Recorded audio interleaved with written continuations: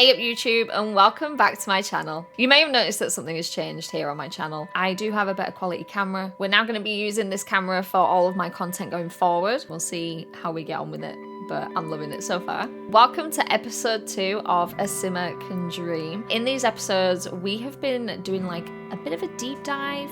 We've been looking into the timeline of the Sims games. If you want to get to know the backstory of the timeline and what we're doing here, then go check out episode 1. I did cover everything. I covered the messed up timeline that is The Sims. I did cover the order of the games so far and how EA and Maxis have kind of laid them out. And if you want to know the sort of things we're going to cover in this series, then make sure to go check out episode 1. These episodes are basically going to be about what we were told about these families in Sims 1, where this family started in the first Sims game, where they got to in Sims 2, and the stories that unfolded for these families, and then what should have happened in Sims 3 if Sims 3 went forward in time rather than being a prequel, and what I would have liked to have seen in Sims 3, because a simmer can dream.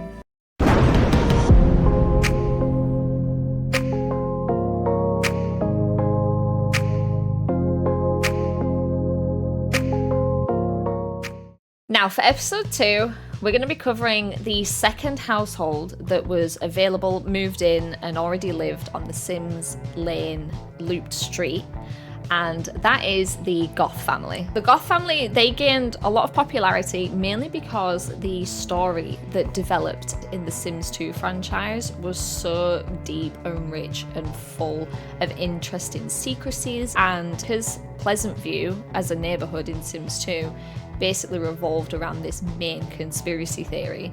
They then became the main family of Sims as a franchise. I feel like when a story has such a good, juicy conspiracy at the heart of it, it's kind of hard to then decide where to go with it. And part of me thinks that's maybe why EA and Maxis didn't want to go anywhere with it, because they've done such a good job in Sims 2. In this episode as well, we are going to be covering quite a lot of households. We're going to be introducing families that were not part of Sims 1 but came into the story in Sims 2, so there's a lot to cover in this episode. What we should start with is what we know from Sims 1. So when they were introduced into the Sims franchise, who were they and what house they live in, what dynamic did they have, and what characters did we have? In Sims 1, on Sims Lane, this old brick, old stone house. When you clicked into the house, you were then greeted by a family of 3.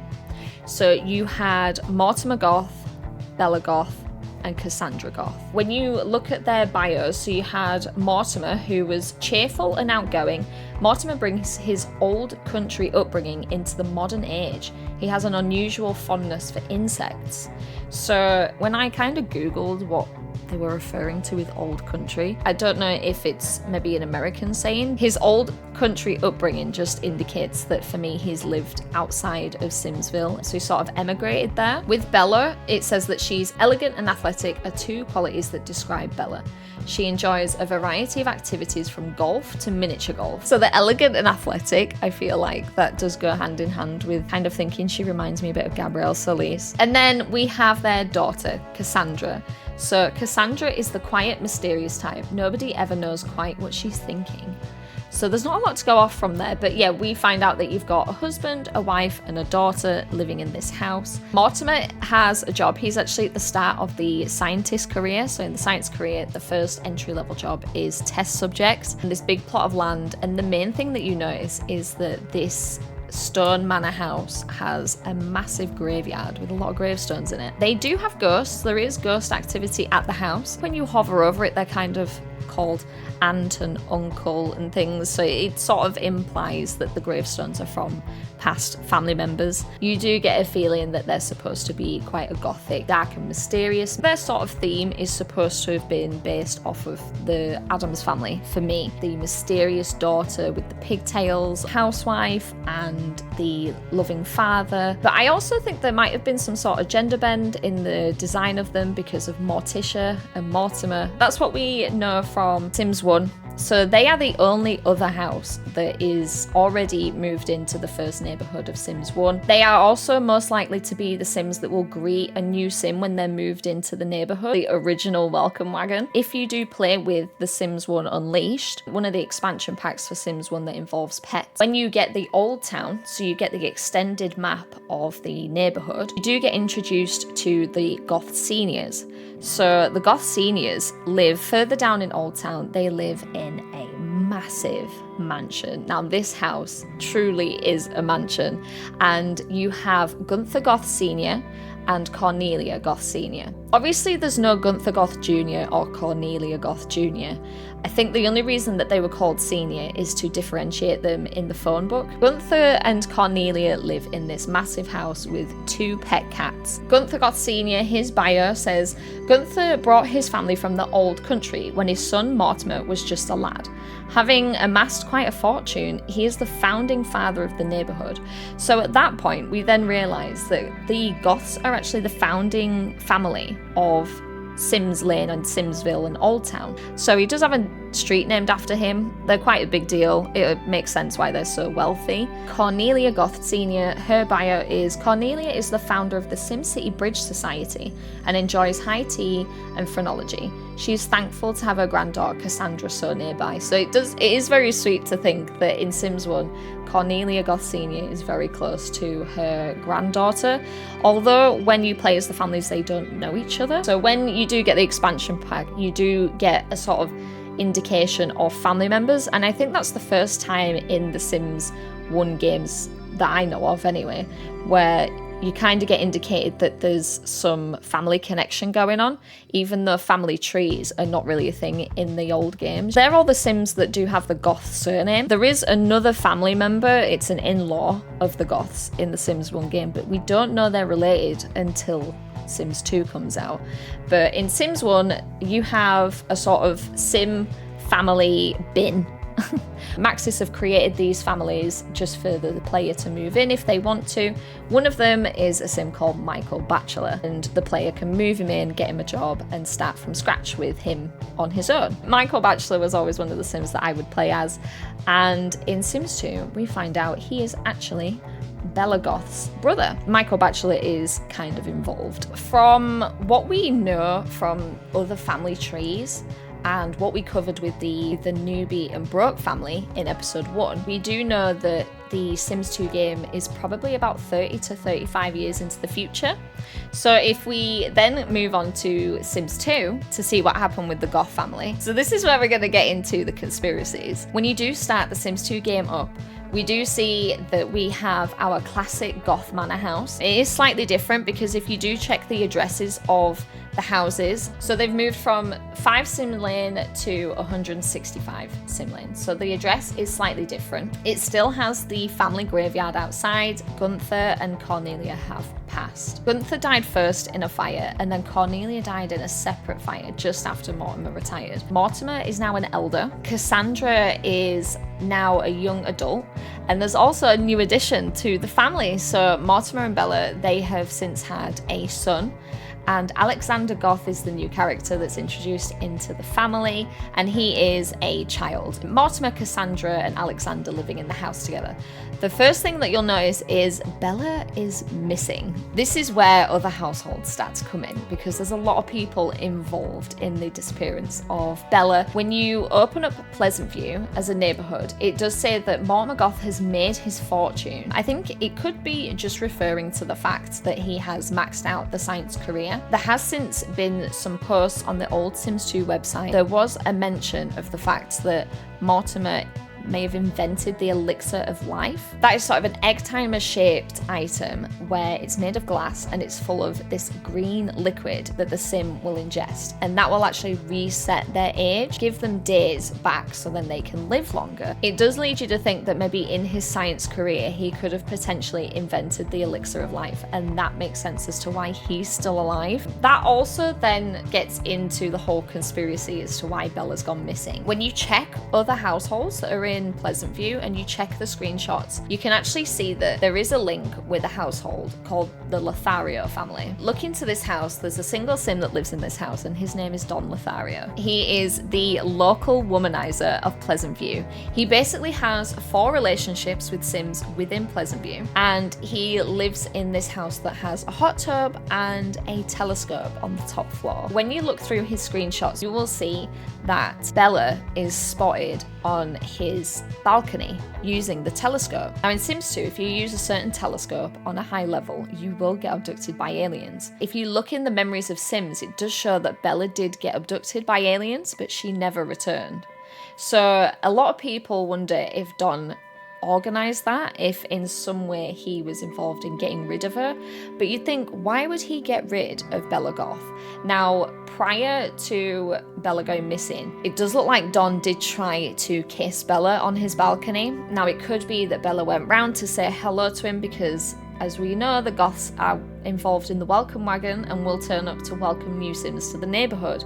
Perhaps Bella went to welcome him to the neighbourhood and hung out at his house, and Don took this the wrong way as the local womanizer and then didn't like that she rejected him, and basically she got then abducted by aliens. So that is one of the theories. There is another where there are more sims involved in this than just Don. So as we know, Don is involved with 4 sims in the neighborhood romantically. 2 of those sims, if you go into the Caliente household, you have 2 twin sisters, Dina and Nina Caliente. Have a look through their family trees. You then spot that Dina Caliente, she was previously married. She was previously married to Michael Batchelor, who is unfortunately now died. She is the widow of Michael Batchelor. She will have been Bella's sister-in-law. When you look at her relationships, who she currently knows and who she's currently friends with, you'll see that she's actually romantically involved with Mortimer Goth. She's also romantically involved with Don Lothario. Some people have sort of said that potentially Dina and Nina Caliente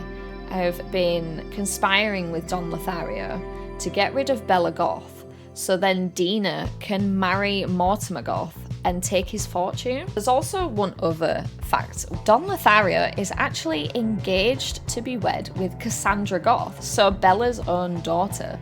So at some point, Don and Cassandra got engaged. So it is quite suspicious that Don is going to marry Cassandra Goth and Dina is in a relationship with Mortimer Goth. The fact that his fortune is potentially tied up in the invention of the elixir of life as well. Maybe that Dina wants to marry Mortimer so she can sort of steal or use the elixir of life. I'm not 100% sure on all of the conspiracies, but that's some of them. It does feel like these 3 sims are trying to get their hands on the Goth fortune at all angles. So they're the 3 sims that are involved with the conspiracy and the disappearance of Bella Goth. Now, with Cassandra Goth, she kind of has her own little mini love triangle going on. Because she's engaged to Don Lothario, that is the person that she loves. Within the neighborhood, there's also another household called the Dreamer household. So the Dreamer family. That family consists of an adult called Darren Dreamer and then his teenage son called Dirk Dreamer. Darren is recently widowed. His wife died. There are some screenshots in that family where it kind of suggests that Darren has seen Cassandra out and about in Pleasant View and has kind of got a crush on her. But that is what we know when we open up Sims 2. That's this kind of story that's been laid out. When we get to Sims 3, because that's a prequel, it goes back and it shows Cornelia and Gunther Goth have moved into Sunset Valley with their son. Mortimer and Bella are children. Bella is a child living with her older brother Michael Batchelor and her parents. Don, Dina and Nina are not in Sunset Valley. They're introduced in another neighborhood, and in their bios it sort of explains that they've been transported there and they don't really know what's happened, which seems like a bit lazy on the Sims part to just kind of have them pop into existence. So this is where I come in. This is where I'm gonna kind of show what I did with the Goth family, what I did with the Calientes, the Lotharios, and the Dreamers. So there's a lot of households to cover in this part, but let's get on into it. I'm going to show you what I did. Here we are with the stories and the screenshots. So within Sims 2, you can take screenshots and you can tell a story. What we're going to do is we're going to go through the screenshots that were already there to set the scene, and then we'll have a look at the screenshots that I've added to kind of add to the story and show what I have done with the families and where I've taken them. This is them getting married, having a lovely ceremony. This is sort of the signature kiss that Gomez does with Morticia. So yeah, I just love this picture. It looks so romantic. This is obviously the original Goth Manor house. So if anyone has seen the Goth Manor house in Sims 1, they know that this is the decor from the first house with the piano in the front hallway area with the staircase. So this is them in Sims 1, what they used to look like. We can see Mortimer and Bella with a little toddler version of Cassandra. So this is where Cassandra grew up in the original Goth Manor house. This is Cassandra's bedroom upstairs. And we can see here that baby Alexander has been born. So this is sort of the age difference between Cassandra and Alexander, where Cassandra's a teen and Alexander is a baby. So this is Elder Mortimer, and this is Cassandra with Don Lothario. This just kind of shows that Mortimer is not happy with Cassandra's choice in her new partner. And yeah, this is Mortimer on the top of the Goth Manor house with the telescope thinking about Bella. Some people have speculated that because Mortimer has a positive memory of Bella getting abducted, so the actual alien abduction memory is green to show it's positive and it's not a negative memory, that he's potentially involved in the abduction. I like to think that he does miss his wife, but some people do think that he was involved and did get rid of her. This is where I come in. So this is where I've added some memories. Now, because Dina is in a relationship with Mortimer, I kind of like to think that Mortimer was quite happy with Dina. I actually would like to think that after so many years of Bella being gone and from her disappearance, Mortimer's now retired and he's lonely. I think he's just happy to be with her. So I actually think Mortimer would be happy to continue his relationship with Dina. This is actually following Dina staying over, but unfortunately Cassandra is not happy with this choice. Cassandra is not happy with the fact that Dina is there and present in her dad's life, and Cassandra has a bad gut feeling with Dina as well. So it's quite funny that Mortimer and Cassandra don't actually like each other's partners. Cassandra isn't happy and has actually confronted Dina and kind of told her that she isn't a fan of hers and doesn't agree with her being there and thinks that there's something going on. But here we are at Mortimer's wedding to Dina. So they did go ahead and get married, and Dina was really happy to marry a wealthy sim. They had a beautiful wedding in the back garden of the Goth Manor house. So Dina did move into the house, and she was actually a really sweet stepmom to Alexander. Alexander's a child at this point and he's lost his mum. He hasn't had a mum around. When you do load up the Goth family house, it does bring up a pop-up to say Cassandra is with Don Lothario, and Don's actually there on the lot, and it kind of implies that the house has been prepared for a wedding. So there is already a wedding arch in the garden, there's already seating out there and a buffet table ready for a wedding. And Cassandra is stood next to Don. So it kind of prompts the player to start the wedding ceremony. And sure enough, if you select Cassandra and then you select the wedding arch, you can actually prompt them to get married and start the ceremony. I did exactly that. I went to the wedding arch, I got Cassandra to sort of start the wedding ceremony. But unfortunately, when you do that, Don will leave her at the altar. So Don did actually end up leaving her at the altar and leaving the Goth family residence and basically broke up with Cassandra. So she was left at the altar. She's obviously heartbroken from this happening.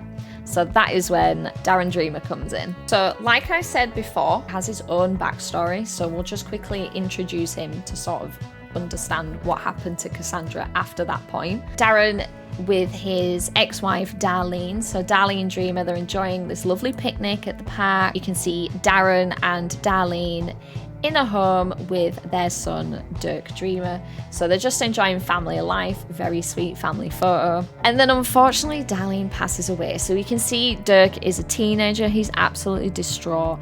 Obviously Darren is upset that he's lost his wife, and they bury her in the back garden of their house and they have a funeral ceremony for her. Now, since he's lost his wife, he then decides to quit his job and tries to become a full-time artist. And this is where we see Cassandra in the Dreamer family screenshots. So this is Darren at the supermarket, and this is probably where the feelings for Cassandra started. This is then when I come in. So how I then played Darren Dreamer is when Cassandra was heartbroken after being left at the altar from Don. Darren then was there for her, and when he heard about the news, he obviously wanted to console her and make sure that she knew that she wasn't unlovable, that someone in Pleasantview did love her, and it was him. They ended up dating, they did get engaged, so she did get her second win. She got her happy ever after, and they did get married. She moved into the Dreamer household where they had their wedding day. So this is Cassandra on her wedding day. After that point, so Cassandra did want a family. She wanted to have her own family. I think she was happy to be the stepmom for Dirk, but when his mum died, Dirk's grades did slip, and I think with having Cassandra around, he wasn't 100% happy with it. He did slowly grow fond of Cassandra and was kind of making his dad happy. Dirk seeing his dad being happy, falling in love again, may have made him realize that Cassandra was good for the family. They decided to have a child together. So this is Cassandra pregnant. So she had baby Daniel. So this is Dirk, Cassandra's stepson, and Daniel, her son, together in the home studio, so the art studio that Darren paints from. Now, Alexander, back at the Goth house, he grew up into a teenager. I think having Dina around was quite helpful for him because he did have that mother figure, and he did get on with Dina quite well. They were quite close. So he tried doing like normal teenager things. Even though he was going to private school, he had more money than a lot of the other teenagers, and he did try and meet some of the other teenagers that were in the neighborhood. And one of those teenagers is a girl called Lucy Burb.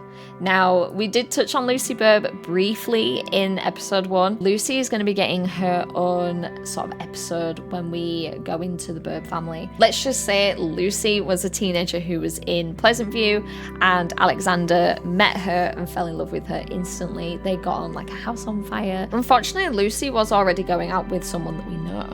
Lucy and Bo Broke were actually an item at this time. Lucy just fell in love with Alexander, and she decided to break things off with Bo. He had just got a new girlfriend. He'd found Lucy and fallen in love with her. Unfortunately, his dad died. So this is Dina and Alexander at Mortimer's funeral. So this is them having a little ceremony in the family graveyard. So this is them burying Mortimer. So unfortunately, Mortimer has now died. And this just shows that even though his dad had died, he was still able to find happiness by being with Lucy. So because I have the Pets expansion pack, I added a family cat to the household. So in the Goth household, this is their pet cat Vincent. So this is Vincent Goth. The reason I did this is because Dina ended up moving out. So Dina ended up meeting Malcolm Landgrab IV and moving into the Landgrab mansion. So not only has she gone from one famous rich family to another, she's also married another wealthy sim. It's in City 3000. A lot of the residential areas or residential buildings, and some of the buildings are sort of named after them, or they have ownership of them. So you kind of see the Landgrabs as being landowners from very early point in the Sims franchise. From my Sims Busting Out playthrough, you will know that Malcolm Landgrab is the landlord for a lot of Sims in that game. So all of those Sims owe him rent, and that's why he steals items from their homes. So Malcolm Landgrab, we do kind of know about from earlier games, but he's not in Sims 1. So this is the first time that he's kind of popped up on the PC games, and he is part of the Sims 2 Open for Business expansion pack, and he lives in a family mansion in Bluewater Village and also owns some businesses out there. So Malcolm Landgrab, his parents passed away when he was quite young, when he was a child, and he moved in with his grandparents. And then we don't really see anything else of him. I kind of get him an idea that he's a bachelor living in his mansion, that he's a bit of a womanizer as well. This is the deed for his first businesses that he owns. This is him in one of the electronic stores that he runs. So we can see here him at work, sort of at the start of when the business is just getting up and running. And this is then when I came in and I got him to propose to Dina. So Dina Goth becomes Dina Landgrab. This is Dina on her wedding day to Malcolm. I love Malcolm and Dina together. I think they make such a beautiful couple. But they are actually really sweet together, and because they've got so much in common about making money, being as rich as possible, they just get on so well. And Dina ended up having her happily ever after, where she had children with Malcolm. How I actually then played it out with Dina is that when she had kids with Malcolm, her first child was a daughter, and I named her Mimi. So this is Mimi Landgrab. Dina is going to be the parents to Mimi and Dudley. So that is how I played it. I thought she'd be a great parent for those two because they're just such loud and interesting characters. I just thought, of course, Dina's going to be their mum. This is Mimi Landgrab. This is Dina in her lovely, massive mansion raising her children. With the Caliente sisters, like I say, Dina has moved on to the Goth family house and then has now moved out to the land grabs and is starting her own family. I kind of show their backstory as well. The Caliente sisters are twins, so this is the 2 twin girls as babies with their parents. A bit different in them that Nina seems to be having a close relationship with her mom. Maybe she's a lot more confident and Dina's maybe a shy daughter. But this is them sort of showing them as kids with their mom. Dina getting married to Michael Batchelor. So this is like the only picture we have of Michael Batchelor. We can see that Nina's actually crying at the wedding. So I don't know if maybe she's really upset that her sister's going to move away and she's growing up, or maybe she's just crying happy tears. And then there's just a picture of the house being broken into. So this is a burglar breaking into the Caliente's house, I'm assuming when Nina's living there by herself. And this is them actually going around to Mortimer's house. So this is them kind of being like a welcome wagon, welcome to the neighborhood, or introducing themselves to Mortimer. They look iconic. So this is them. Nina's bringing the cake. Dina's ready for business.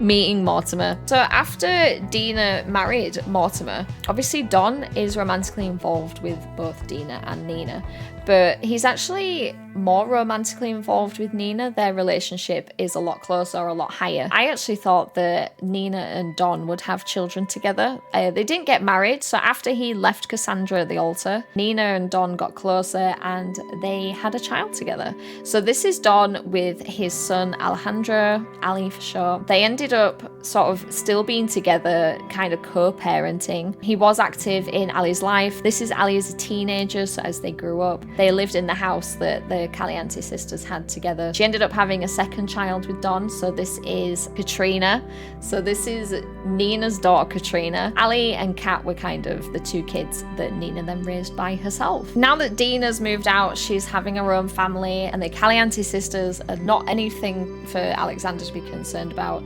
Alexander doesn't have to worry about the Caliente sisters trying to steal his fortune. They've moved on, and Don's moved on. They're not connected to his family. Yeah, Alexander just decided to be a normal teenager. So this is him having house parties, just kind of enjoying a house to himself as any teenager would. On his birthday, so obviously his sister came round and Lucy's there. So everyone that's near and dear to him came to his birthday to see him age up into a young adult.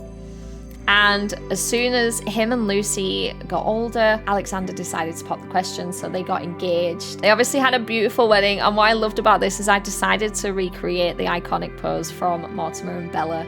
So that this is Alexander getting married to his high school sweetheart. Yeah, it was just really nice to get everyone together to celebrate Alexander's wedding. And Alexander ended up having a son. So this is Alexander and Lucy welcoming their son Zachary, and they moved into the Goth family house. This is Zachary growing up with the family cat, so Vincent's still around, obviously getting hugged by a toddler, which isn't a cat's favorite thing, but you know. And Lucy did end up getting pregnant again, so she is currently pregnant with their second child.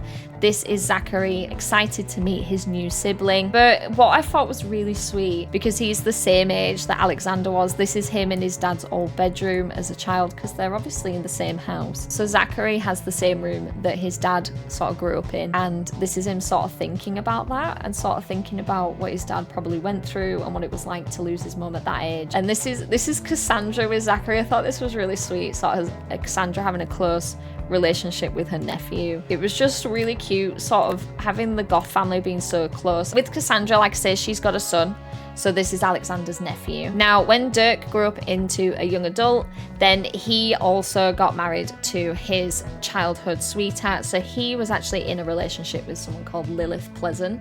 Now, we're going to get into the Pleasants and Lilith's family in detail in the next part. So this is Dirk's wedding to Lilith with their families. So you can also see Alexander's there. Very beautiful. He was in the back garden of the Dreamer household. Dirk and Lilith moved out into their own house.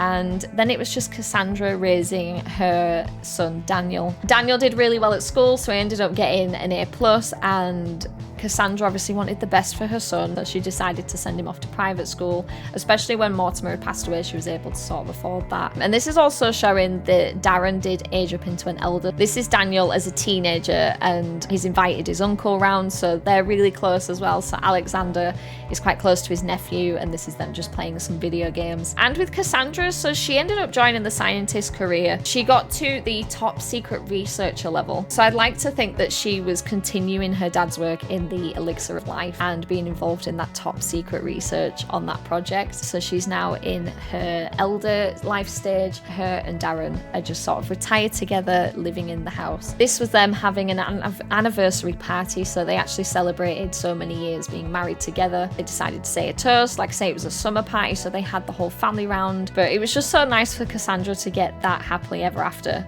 and for Darren to get that second win and to get that second chance at love. To then finish off things with Dina, so if we finish off the story with the land grabs, like say she was the mother to Mimi, they ended up having this really cute family life. I think Dina really enjoyed being a parent. This is showing that she's also pregnant as well in this picture, but they were really sweet together because Malcolm was wealthy and he had employees at the shop, so they just kind of ran themselves. He was able to be at home quite a lot, and because Dina was a housewife, yeah, they just had a really close-knit and wholesome family life. And this is Mimi sort of to have a sibling and to be a big sister. And this is then the birth of Dudley. So we can see that Malcolm's really excited. They also had the maid there, so I thought it was quite funny to involve her in the picture. Yeah, Dudley was a really sweet child. This is him as a toddler on his birthday. And they ended up going to private school educated, Mimi and Dudley. So when Mimi became a teenager, Dina and her elder lifespan got a new pet dog, and everything's just really sweet in this house. I think when I was taking pictures of this family, I just loved Dina and Malcolm together. They're a really cute couple. Now with Nina and her two kids, so Ali and Kat, they did grow up. So Kat grew up into a teenager. Ali, he then ended up finding a girlfriend. So this is him actually introducing his girlfriend to his mum, Nina. I was kind of thinking with Ali and him being Don Lothario's son, he could be the new version of Don. But yeah, I really love these two together. Ali and Kat were quite scrappy with each other. Two loud personalities. So with Don Lothario, with his screenshots, just to kind of get a big background on what he has, we can see he's quite close with Nina. So they went out jogging together. This is him with Dina. So in the Caliente house, this is them together. He obviously had women round showing he's a womanizer, but this is the image that basically solidifies the conspiracy of what happened with Bella. This is the image of Bella on Don's balcony, staring up through the telescope. He looks quite happy with himself. This is then, I think, Cassandra catching his eye, or this is where Cassandra got feelings for Don, where they first met. But what I obviously did with Don is that he had kids with Nina, so this is them together. I feel like there would be part of Don that might feel bad for what he did to Bella. He would still also be on the look for her, just to see what actually happened to her, where she went. But he was a good father. This is him with Katrina, so he was very close with his kids. So you do have the Goth family with Alexander and his pregnant wife, Lucy Goth, Zachary Goth, and then if there's a pet pack, little Vincent, and then a potential baby on the way. With Cassandra, she would be in the Dreamer household with her husband Darren and then their son Daniel. For Nina, she would live with her children, so you've got Ali and Kat, Alejandra and Katrina. I do still have Don Lothario. So Don Lothario, he is an elder, so I don't know if he'd still be alive by the time it's the next game, but this is what he looks like as an elder anyway. And then this is Dina and Malcolm with their two kids, Mimi and Dudley, and obviously their new pet dog. Yeah, for the next game, this is where I would leave them in Sims 2 to then go on to Sims 3. And lastly, we've then got Dirk and his family, which, like I say, we'll get on into his family in the next part when we cover the Pleasants, but this is just what they'd look like and how I would then take them into the next game. That is how I told the stories of those families and what I did with them in Sims 2. So for Sims 3, I think it would be really nice to kind of see Alexander having that family that obviously he desperately wanted, and he kind of got with having Dina as his stepmom. But I think it'd just be really nice for Lucy to be pregnant when you start Sims 3, and then when she has her baby, you then get to sort of name them and decide what happens to them. Zachary Goth, I just think it'd be really sweet that he's kind of living the life that Alexander didn't get to. With Cassandra, she may be still alive when it's Sims 3, so her and her husband Darren are retired, potentially they're still around, and you have their son Daniel living in the Dreamer household, so it's up to then the player what happens to Daniel and where he goes in his life. With the Dreamer household, you've got Dirk and his family, so you've got his wife and his two kids, but like I say, we'll get on into them in more detail in the next part, but they will also be something that I would like to see in Sims 3 if it had been a sequel. And then with the Caliente sisters, so whether they're still alive or not, maybe they will have passed by the time it's Sims 3, and you would have Mimi and Dudley living in the Landgrab family mansion. Maybe they've moved out by this point, so you may have Dudley moved into his trailer and maybe Mimi's in her house. Malcolm refused to let his kids have the family fortune because of how lazy they were, and he kicked them out. With Nina, say if she's passed on and Don Lothario's passed on, it'd be quite interesting to see Ali Caliente become the new womanizer. Maybe he's completely different because Alejandro's aspiration in Sims 2 fortune, so it may be that he wants to finally try and earn a lot of money and make something of himself. And then with Katrina, I think it's quite funny that with Sims 4 they tried to bring in Katrina as Dina and Nina's mum, but I just kind of took the name and thought, you know what, we're going to rewrite this and make Katrina the daughter, the new Caliente.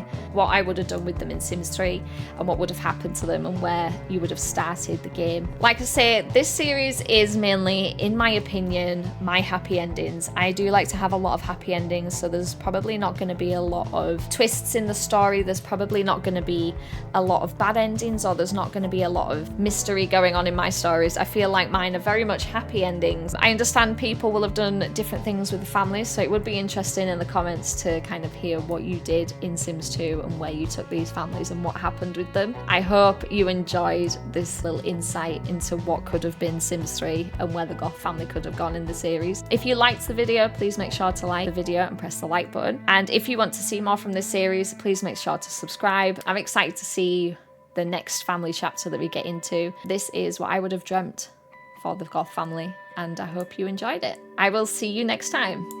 Bye.